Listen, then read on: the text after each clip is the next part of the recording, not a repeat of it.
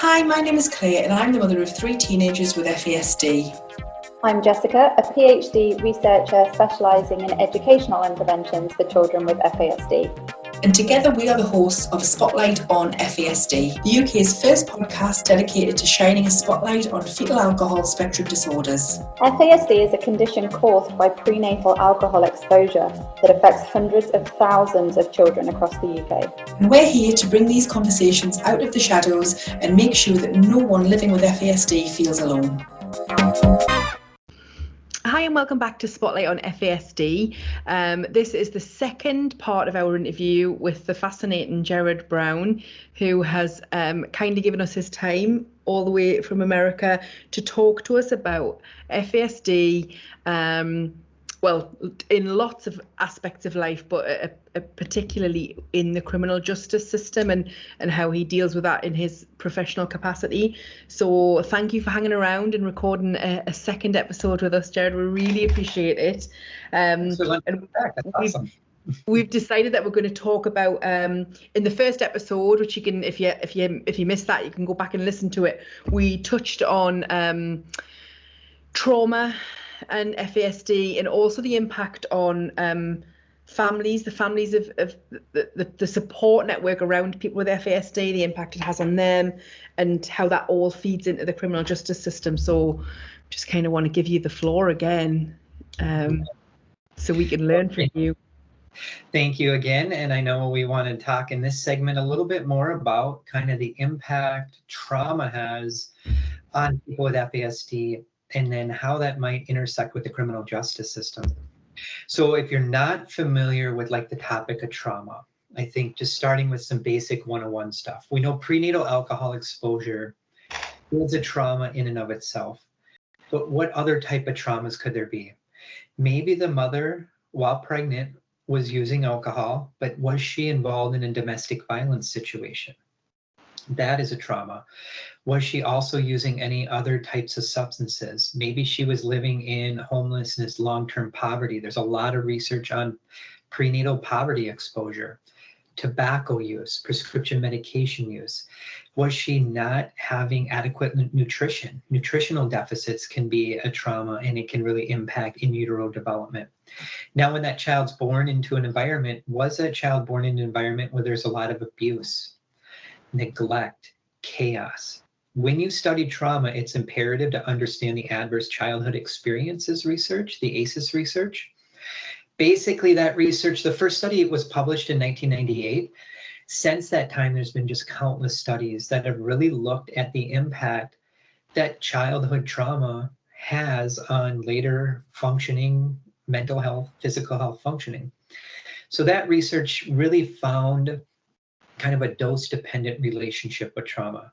That's just a fancy word of saying the more trauma that child had in development, even prenatally, there's a higher likelihood that that person is going to grow up and have more physical health problems, mental health problems.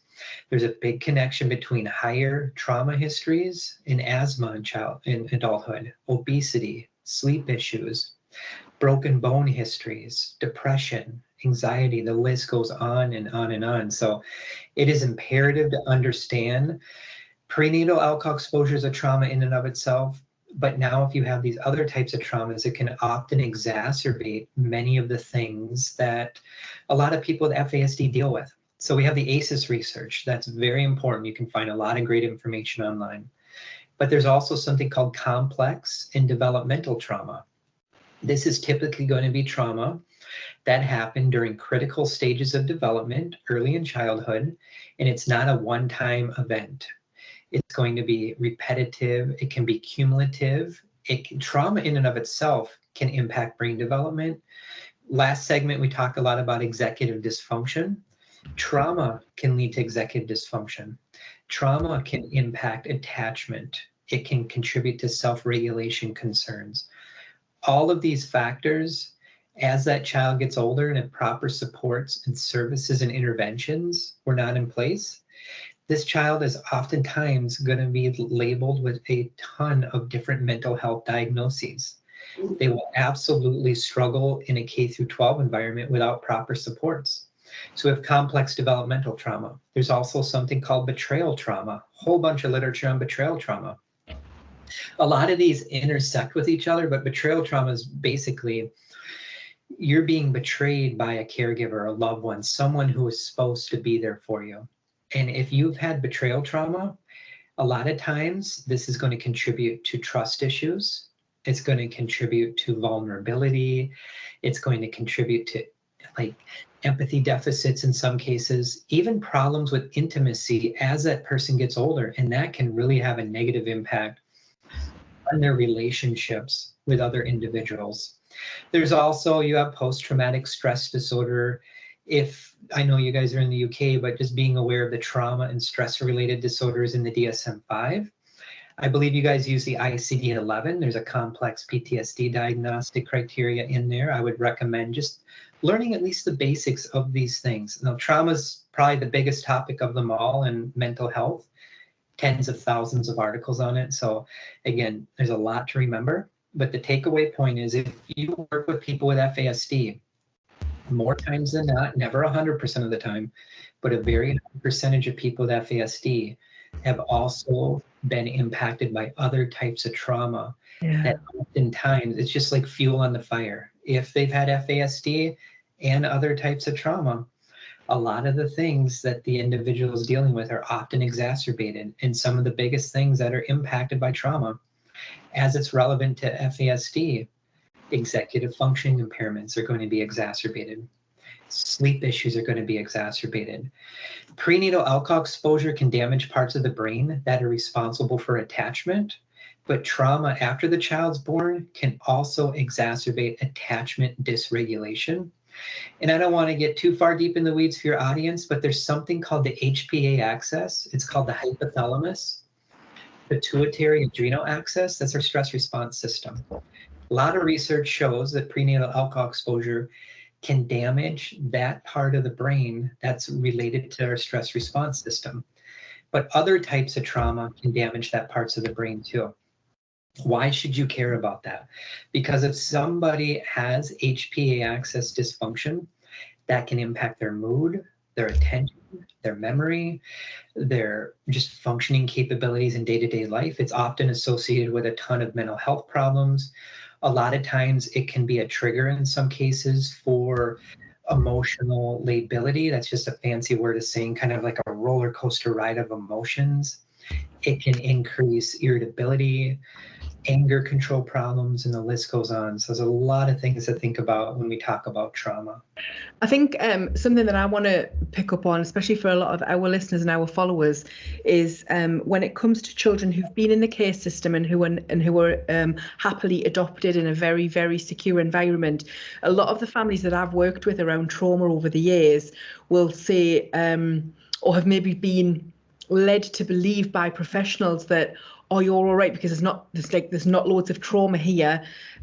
Say, for example, the baby was removed, literally from birth, hours old, into a foster placement, and then the baby stayed there until it was placed with an adoptive family. Now, the removal from birth mother for that, from that little baby human, removing from the person who grew that baby, and no matter what the situation was, no matter how stressful it was, that has the same impact as a catastrophic bereavement has on the development of the brain. So that's one catastrophic bereavement that child has dealt with in the first few hours of life.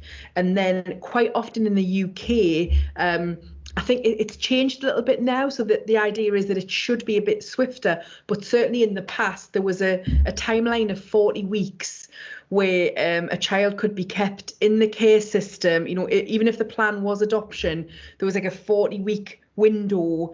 And so a lot of people will and I used to believe this, if a child was removed from birth, then with one foster carer in a secure placement, with that attachment up until they were kind of around about 9 to 10 months old, then you think like there's not a lot of trauma. The trauma stopped. There was no trauma happening. But when they are then removed from that foster carer who they've attached to, that's another catastrophic bereavement. So even when on paper you think you've got an idea of what's happened in utero, but then on paper you think there hasn't actually been any more trauma after that. There has massive trauma, and quite often we are, as a society, we are making our young people and our children who suffered this just burden this themselves without acknowledging it and without trying to help them. So, I don't believe that you can have FASD without trauma, because it is a trauma. It is. But then the complex developmental trauma that is, and I think that's something that is, well, it is just so complex, but it's so widespread, and that alters brain development as well, doesn't it? So all of these things could be going on that are altering the actual biology of a person's brain. So I think that's the bit that fascinates me, because it's not an academic's theory, it's not someone's opinion, it's actually, we've proven it. It's biology, it's science. This is fact. This is what happens, so we can't, we need to find a way to deal with it. So I think you have to, if you are meaningful at all about working in the world of FASD and supporting somebody with FASD, the first thing you need to do is learn about trauma and the impact that trauma has and how to behave in a trauma-informed way. And sadly, so many services who are designed to deal with children and young people just aren't. They don't think it's for them. The trauma doesn't impact them. So yeah, trauma is my real fascinating subject that I'm pretty obsessed with, because I live with it every single day. And 15 years ago, if somebody had have asked me, what do you think trauma would look like in everyday life? Someone living with trauma, what do you think it would look like? I would never in a million years be able to guess what it actually is and how it manifests itself in everyday life with my kids. It's huge. It is. And, trauma-informed care is a big buzzword in a lot of the helping professions. Most of that research looks at what happened after the person was born. Mm-hmm. You have 9 months of potential types of trauma that happened before birth. And I get calls, I get emails all the time from caregivers wanting assistance, advice, resources, because a lot of these parents adopted the child at birth, but they're still seeing a lot of issues, which surprised them. And a lot of them didn't understand FASD at the time. But what happened before birth? Prenatal alcohol exposure is a trauma. I do a lot of work in the area of other types of prenatal trauma. There's so many things that can impact that developing child in utero. Tobacco, excessive amounts of caffeine. There's a whole line of research literature on maternal depression and maternal anxiety. If that mother was extremely depressed or very anxious or even sleep deprived during pregnancy, all of those factors can impact development. Maybe she was going through a lot of stress. Stress in and of itself is not a bad thing, but if it reaches the level of toxic stress exposure, toxic stress is more uncontrollable, it's cumulative. That can not only have an impact on that mother, but that toxic stress exposure through higher levels of cortisol and those stress hormones can negatively impact the child's brain development as well. So there's a lot of factors to keep in mind. But a lot of times parents will do all the right things. They adopt the child, they do all of these wonderful interventions, and there's still problems that arise. The one thing, this is just my own opinion, please consult with your healthcare provider before doing anything like this. But a lot of people use trauma and attachment-based interventions early on in life, which is fantastic and necessary. But also don't forget the impact nutrition has. Work with a nutritionist. Absolutely, nutrition plays such a huge and vital role in brain development early in life.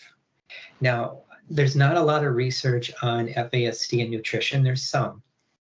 But if we look at the autism literature, a very high percentage of people with autism have digestive health issues. And there's a huge connection between digestive health and brain health. Very important, I think, to work with a nutritionist, your doctor, a functional medicine specialist. Make sure you are having the right nutrition, the right kind of healthy living structure in place, because that plays a vital role as well. As that person gets older, there's a lot of other interventions to consider. Neurofeedback as the person gets older. There's some research on neurofeedback, art-based interventions, equine therapy, animal-assisted interventions. There's a lot of things to try. There's something called Lego therapy that comes out of the autism literature. There's not any on FASD, but it might be worth looking into. It's called Lego-based therapy. So there's a lot of things to do that maybe, even if there's no research literature on it per se, if it works for people with ADHD, it works for people with autism, consult with your healthcare provider. Is it worth trying? If it doesn't work, something like that's probably not going to have any side effects because it's not a medication. Yeah. Another thing to do as well, get sleep under control as much as humanly possible. Sleep is one of the number one things that we need for healthy living and early childhood brain development. So focusing on those early interventions with trauma and attachment, but taking it a step further, maybe nutrition, sleep intervention, and some other things. Anything you can do to engage in cognitively stimulating activities with that young child too in a healthy way is a good thing. Again, we don't know what's going to happen as that child gets older, but we know early intervention is key, and working with a multidisciplinary team of professionals who understand FASD is key as well, but also seeking support and services for the entire family system. Because if that family system is taxed and stressed out, all of that negative energy can impact health and wellness too. So everything we can do to help that family system get the stress down and get them the supports and services they need, in theory, should be a good thing. I think I want to touch back a little bit on the nutrition and the sleep. One of the things that I used to question, so I kind of whittled down to ruling things out that would help, that would make a difference, that wouldn't make a difference. And this is when I did not know that I was dealing with FASD with my children, because it was nearly 10 years before they got the diagnosis. And I found that what I always felt, that I was always years behind. I always felt like I was in a much younger stage with them with regards to food and sleep than they actually were chronologically. So I would have to put the amount of effort into food planning, snacks, gaps between consuming food when they were 10 that I did when they were 2. And getting up on a morning, I mean, there's no such thing as morning and night in my house anymore. It is just between the three of them, we are awake on a 24-hour clock. And it's like a 24-hour diner. So you never feel lonely. There's never those moments of like these bleak, lonely moments in the middle of the night, because there's always somebody awake and all of the lights are always on. So, it's not all bad. But I think that I have found that when they were younger, and had I known exactly what I was dealing with then, which is why early diagnosis is vital to changing lives and saving lives, I would have probably put even more effort and even more stringent kind of routines with sleeping than I already did, knowing the impact sleep was going to have. So I would get up on a morning, we would get up on a morning, and my entire purpose of the day would be around, like with Jess and her newborn baby, it would be around sleeping and eating. And from getting up, I would be working towards the best environment to be able to get them to sleep again at a certain time. And I wasn't wishing me days away. I'm not going to lie. Some days I would wake up and count how many hours it was going to be till I thought they could be asleep again. But I think anyone with 3 kids under 3 would feel that as well. So that's just normal motherhood tiredness, I think. But when I look back now, and I would get comments from people, like people close to us would be like, well, it's all right, just let they don't, well, just like I would say, well, I cannot do that because she's going to miss her nap. And I know that people would be thinking, she's 4. Like, why does she need to be having that nap? She'll be fine if she misses it. No, it will be catastrophic if she misses it, and then the impact on the other 2. So I didn't realize the measures that I was putting in place around, and it's one of the first things I tell people now. Say, think toddler in most situations. So at any one time in my car, there is a box with bottled drinks, bottled water, snacks, nuts, crisps, because most of the time I will, like a lion tamer, try and throw some food at the situation to see if it levels things off, and quite often it does. And sometimes and my daughter's so good at explaining things, and she can be absolutely losing her mind, and she doesn't know what's wrong, and she's so angry, and she's really, really dysregulated, and she'll have something, and sometimes it's very difficult to get something to eat into her. She'll have something to eat, and then it's like, oh, that's all. Yeah, and it's and you don't think that it can have that impact at that age when they're teenagers, but it is huge. It is enormous. I've talked to enough caregivers over the years that the caregivers have taught me so much too. In my opinion, caregivers are the true experts on this topic. They live it day in and day out. But I've always heard too, fatigue management, so important with this population. You kind of touched on that, but if they don't get a nap in sometimes, or a good night's sleep, their brain is already not working. Mm-hmm.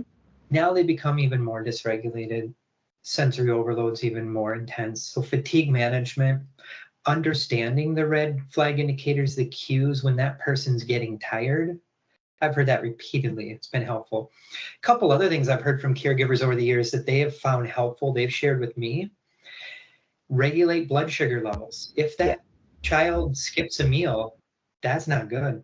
The blood sugar levels dip too high, or if they're overeating, it spikes too high, not good. I've heard many times too, stay hydrated, drink plenty of water. Consistency, structure, predictability, all of those things so important.